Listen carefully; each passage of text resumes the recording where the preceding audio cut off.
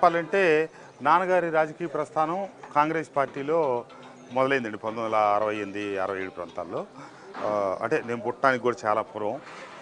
తర్వాత కాంగ్రెస్లోనే కొనసాగారు.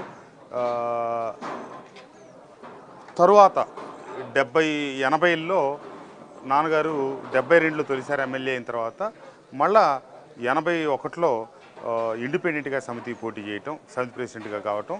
అప్పుడే 82, 83లో తెలుగుదేశం ఏర్పడేటప్పుడు తెలుగుదేశం పార్టీలో ఒక ఇండిపెండెంట్ సమితి ప్రెసిడెంట్గా తెలుగుదేశం పార్టీలో చేరి వ్యవస్థాపకుల్లో ఒకరిగా పనిచేస్తూ ఎన్టీ రామారావు గారితో అత్యంత సాన్నిహిత్యంగా ఉంటూ మళ్ళీ 83, 85, 89 దాకా అక్కడ కొనసాగి ఒక రకంగా చెప్పాలంటే నా చిన్నతనం ఊహ వచ్చి కొద్దిగా ఇదే క్రమం అంతా నాన్నగారు తెలుగుదేశంతో ఉన్నారు. ఖచ్చితంగా నాకు ఓటు వచ్చి తొలిసారి ఓటు వినియోగించుకునే పరిస్థితి వచ్చేటప్పటికి నాన్నగారు పార్టీని వీడటం, కాంగ్రెస్ పార్టీలో చేరటం. ఇక ఆ తర్వాత వారసత్వంగా నాన్నగారు ఉన్నారు కాబట్టి నాన్నగారితో కూడా పని చేసుకుంటా అట్లనే అయిపోవటం. తర్వాత 99లో నేను తెలుగుదేశం నుంచి కాంగ్రెస్ నుంచి పోటీ చేయటం. అక్కడ ఆ క్రమంలో ఈ దేవినేని వాళ్ళకి మాకు కొంత ఉద్రిక్త వైఖరులు వాతావరణం ఏర్పడటం. దానివల్ల ఇక వాళ్ళు అటు ఫిక్స్ అయిపోయారు, మేము ఇటు ఫిక్స్ అయ్యాం. ఎప్పుడు ఇక మళ్ళీ తిరిగి నాన్నగారికి మంత్రిగా రాష్ట్రంలో అంతకుముందే